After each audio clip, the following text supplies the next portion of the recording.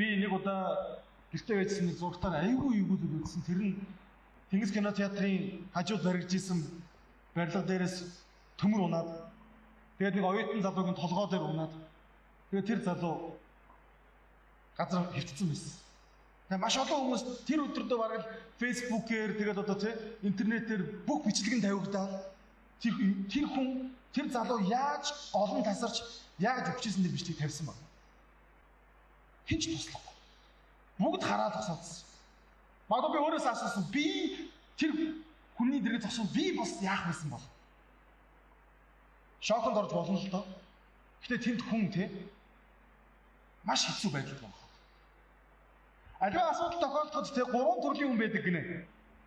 Игнийх нь болохоор яг цагдаа шиг. Тэ? Асуудал тохиолдлоо хэн нь буруутай, хэн нь буруугүй, хэн ямар шийтгэл авах вэ? Хэн нь яаж ялан хөнгөлөх вэ? Ингэж шийддэг. Тэнд хэний их хашиг хөндөгцөн тэр огт хамаагүй.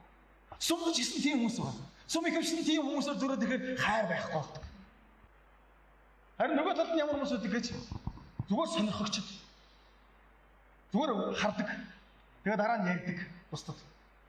Эсвэл зүгээр бичлэг хийж авдаг, дараа нь тараадаг тийм хүмүүс бас байдаг. А гэтэл бас нэг өөр төрлийн хүмүүс бас цаан ч байна шүү. Яг 0-3 шиг ажилладаг тийм. Яг онцгой байдлын аврах ангийнхан шиг ажилладаг. Тэнд хүний амь тийм хүнд тусламж, хүн хайрлуулах, хүн өрөвдүүлэх, хүний төлөө их сэтгэл тийм хэрэгтэй байгааг мэдэрч тэр зайг нөхдөг тийм хүмүүс бас байдаг. Гамшд хайрсанд маш олон ийм зүрстгэлтэй хүмүүс байгаа гэж би найдаж байна. Амен. Тийм учраас бид асуудлыг зүгээр нэг зугаа зэнгэл болгож хардаг хүмүүс биш.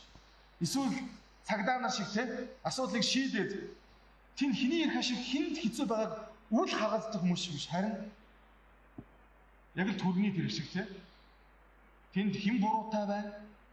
Хэн ямар хохирол амссан маань хамаагүй хүн тэнд их ашиг үзүүлж хүн тэнд хайрлуулах хэрэгцээтэй байгааг олж хардаг тийм итгэгчд сүм байна.